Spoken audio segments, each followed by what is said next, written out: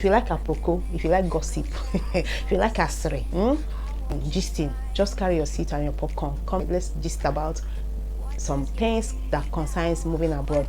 Please don't let me down.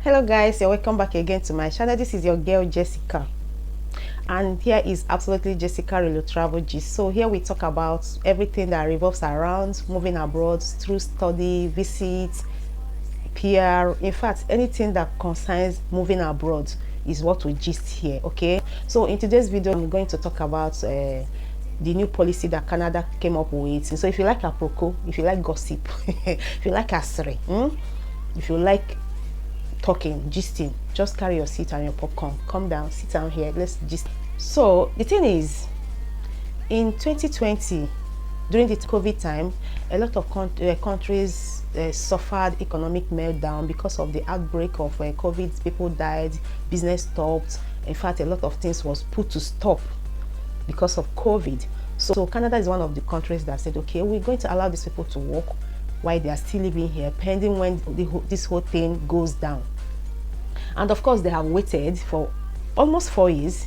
Almost 4 years, they allowed visitors to work and live in Canada. So they did this policy that time. It's a temporary policy. So they now decided that no more visitors coming to Canada to work. If you want to come to our country, visit. After visiting, go. But you know how human beings, how we are. We always want something to be permanent, especially when the thing is favoring us. We want it to be permanent. So they have allowed visitors to work while they are living in Canada, and they even tried to allow the policy to last for up to 4 years. 2020, 21, 22, 23, and this is 2024 we are into. So for them to stop it now is not a bad thing. They tried after all, but just that people abused it. People abused things. I don't know why we do that, especially our brothers Indians and part of some of our African countries, including Nigeria. So we abuse things. This is a government that is working, not just like all this some developing countries like Nigeria and other countries. So that brings me to making this video to talk to some of us, or to gist about it, that if you are planning to move to Canada through visit, either somebody is inviting you, you are going for conference, you are going for vacation, or we are just passing by and said, okay, let me stop in Canada, then from there I'll proceed to my journey. However, so long as you are going there as a visitor, or you are going as a student, because students, you are also a temporary resident, you are not a permanent resident. You are a visitor, you came to study. After study, you go back. You are supposed to go back to your country. After all, this is what you filled in the form. We even put it in your SOP that after studies you are going back to your home country. So whatever means you are going to use to come to Canada as a temporary resident, just know that you are not going to get a job, but students are allowed to get job that you work for 20 hours. So getting a work, getting a house is a big deal if you are coming to Canada via visiting. So re-strategize, learn some skills, do your research, search about some skills that are relevant in Canada, learn 1 or 2 skills, try to perfect it, try to have some work experience on that skill. Then you cannot start looking for a job before you land in Canada. Get a job before you land, or land in Canada with that skills, then you start looking for a job immediately you land in Canada. Because of those special skills, you might be lucky and you'll get a job.